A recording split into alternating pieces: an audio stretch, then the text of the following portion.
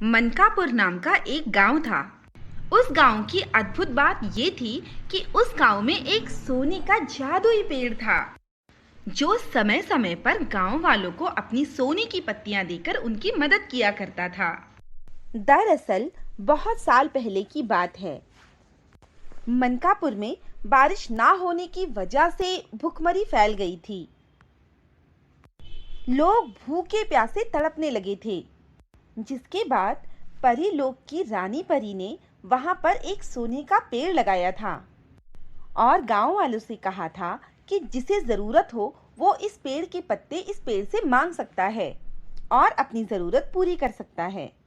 सोने के पेड़ की मदद से गांव वालों का जीवन फिर से खुशहाल हो गया था।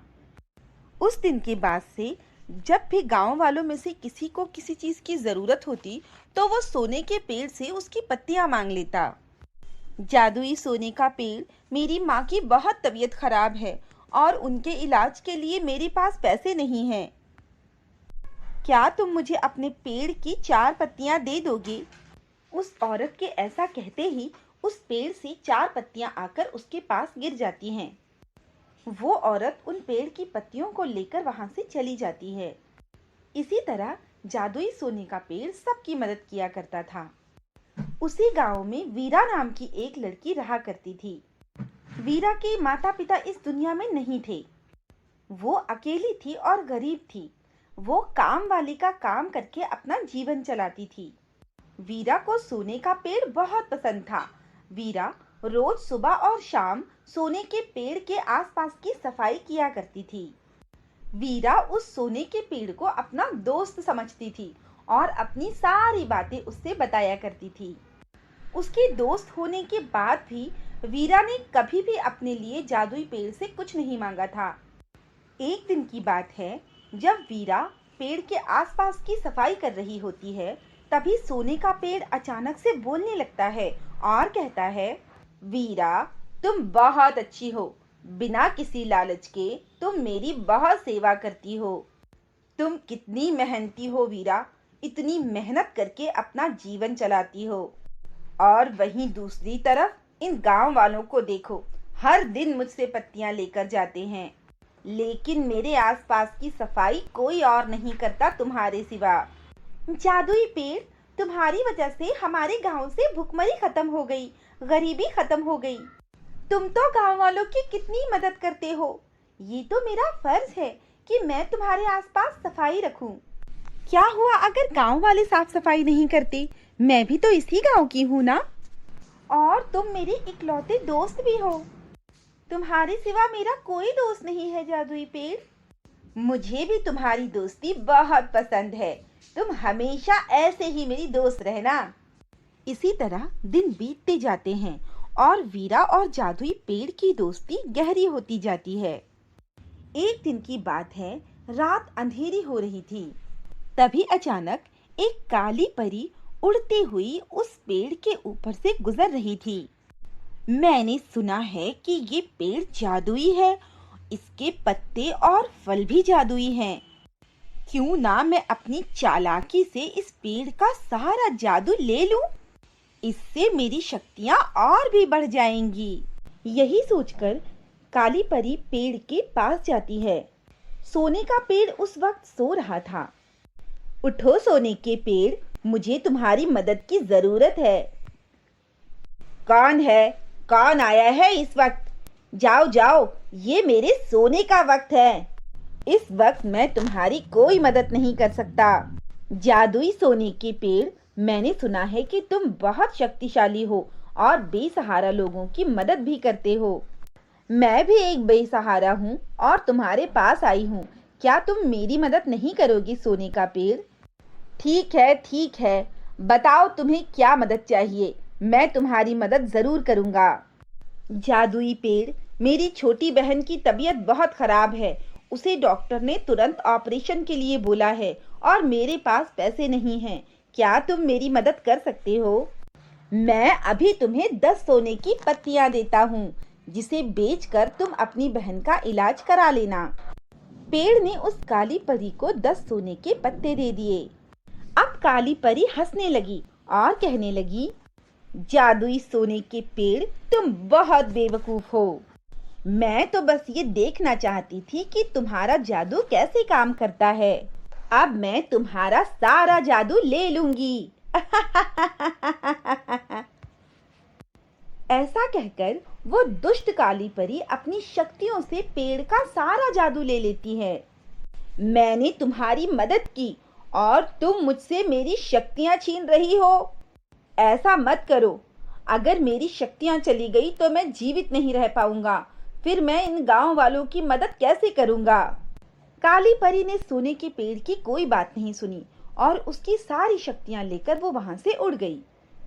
परी के जाते ही पेड़ की सारी पत्तियां गायब हो जाती हैं और सिर्फ टहनियां बच जाती हैं। अगली सुबह गांव वाले सोने के पेड़ के पास आते हैं। वो देखते हैं कि वहां सोने के पेड़ की जगह एक मामूली सूखा हुआ पेड़ लगा था जिस पर कोई पत्तियां नहीं थी। वीरा भी वहां पर आती है।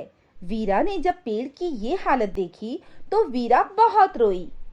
अरे अरे, ये पेड़ तो सूख गया। अब ये हमारे किसी काम का नहीं बचा। अब तो ये हमारी मदद भी नहीं कर सकता। खामखा सूखे पेड़ ने इतनी जगह घेर रखी है, क्यों ना इसे कटवा दिया जाए। हाँ बहन, तुम सही कह रही हो। ये तो देखने में भी अच्छा नहीं लग रहा है। इसकी जगह हम कोई दूसरा पेड़ लगा देंगे, कम से कम वो हमें फल तो देगा।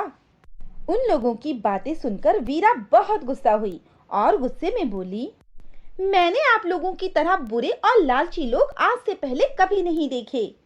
वीरा, तुम ये कैसे बातें कर रही हो हमसे? क्या तुम्हें बड़ों से बात करने का तरीका नहीं है? काकी, तमीज तो आपको होनी चाहिए। जब तक इस पेड़ से आप लोगों को जरूरत थी, आप इस पेड़ के बारे में कुछ नहीं कहते थे। इस पेड़ ने हमेशा ही आपकी मदद की है। आज जब ये सूखा हो गया, खाली हो गया, तो इसे काटने की बातें कर रही हो। कम से कम आप लोगों को इस पेड़ के किए हुए एहसान नहीं भुलाने चाहिए। इसने हमेशा गांव वालों की बहुत मदद की है। हाँ, लेकिन अब इसे रखकर कोई फायदा नहीं है, क्योंकि ना ही ये किसी की मदद कर सकता है, ना ही कोई फल दे सकता है। काकी, इस पेड़ की ये हालत कैसे हुई, हम सबको पता लगाना चाहिए। और ये मेरा दोस्त भी है, मैं किसी को इसे काटने नहीं दूंगी। ये पेड़ जैसा भी हो, पर ये यहीं रहेगा। देख रही हो इस छोटी सी लड़की को, ये हमारे सामने खड़े होकर कितनी बातें कर रही है। इसके आगे पीछे तो कोई है नहीं और हमें रोक रही है पेड़ काटने से। हम भी देखते हैं ये हमें इस पेड़ को काटने से कैसे रोकेगी। अगर आप लोगों ने मेरी बात नहीं सुनी और इस पेड़ को काटना चाहा, तो पेड़ काटने के अपराध में मैं पुलिस को बुला लूंगी। उसके बाद आप लोग खुद ही सोच लेना कि पुलिस के चंगुल से आप लोगों को कौन बचाएगा। वीरा की बातें सुनकर गांव वाले वहां से चले गए। वीरा पेड़ के नीचे बैठकर रो रही थी। तभी पेड़ ने कहा, तुम मेरी बहुत अच्छी दोस्त हो वीरा। तुमने अभी भी मेरा साथ नहीं छोड़ा। मेरे अंदर अभी भी थोड़ी जान बाकी है, लेकिन मैं ज्यादा देर तक जीवित नहीं रह सकता। जादुई पेड़, तुम अभी भी बात कर सकते हो। मुझे बहुत खुशी हो रही है। मुझे बताओ, तुम्हें बचाने के लिए मैं क्या कर सकती हूँ? मैं कुछ भी करने को तैयार हूँ। प्लीज मुझे बताओ। वीरा, ये बहुत मुश्किल है। मैं तुम्हारी जान खतरे में डालना नहीं चाहता। नहीं जादुई पेड़, मैं तुम्हें जीवित रखने के लिए अपनी जान खतरे में डाल सकती हूँ। तुम मुझे बताओ। वीरा, इसी जंगल की एक गुफा के अंदर आधी रात को एक चांदी का पेड़ प्रकट होता है। जिस रानी परी ने गांव वालों की मदद के लिए मुझे लगाया था, उसी रानी परी ने उस पेड़ को भी लगाया था, ताकि जरूरत पड़ने पर वो पेड़ मेरी मदद कर सके। तुम उस पेड़ की 4 टहनियां लाकर अगर मुझ पर रख दोगी, तो मैं पहले की तरह हो जाऊंगा। लेकिन उस गुफा के बाहर खतरनाक जंगली जानवर हो सकते हैं। तुम्हें बचकर जाना होगा। वीरा आधी रात को जंगल की तरफ निकल पड़ी। उसने वो गुफा ढूंढ निकाली। वीरा ने देखा कि गुफा के बाहर एक शेर सो रहा था। वीरा धीरे धीरे बिना आवाज किए गुफा के अंदर चली गई। वीरा को वो चांदी का पेड़ मिल गया। चांदी के पेड़, मुझे सोने के पेड़ ने भेजा है। वो बहुत मुसीबत में है। तुम उसकी मदद कर सकते हो। कृपया करके मुझे अपने पेड़ की 4 टहनियां दे दो। वीरा, मैं तुम्हारा ही इंतजार कर रहा था। मैं सारी बातें अच्छे से जानता हूँ। परी ने तो मुझे सोने के पेड़ की मदद करने के लिए ही बनाया था। ये 4 टहनियाँ ले जाओ और हाँ, ये एक पत्ता भी ले जाओ। जब दोबारा काली परी वहां आए तो इस पत्ते को चुपचाप से उसके सर के ऊपर रख देना, काली परी जलकर भस्म हो जाएगी। वीरा बहुत खुश हुई। वो टहनियाँ और वो पत्ता लेकर वहां से निकल पड़ी। वीरा वापस उस सोने के पेड़ के पास आई और चांदी के पेड़ की टहनियाँ सोने के पेड़ के ऊपर रख दी। टहनियाँ रखते ही सोने का पेड़ वापस से ठीक हो गया। मेरी दोस्त, तुम्हारा बहुत बहुत शुक्रिया। आज तुम्हारी वजह से मेरी जान बच गई। लेकिन आज रात को वो काली परी फिर आएगी मुझसे मेरी शक्तियां वापस लेने। कोई बात नहीं जादुई पेड़, आने दो उसे। वीरा पेड़ के पीछे छुप जाती है। रात को जैसे ही काली परी वापस आती है और उस पेड़ पर जादू करने की कोशिश करती है, तभी वीरा चुपके से चांदी के पेड़ का पत्ता उसके सर पर रख देती है और वो परी जलकर भस्म हो जाती है।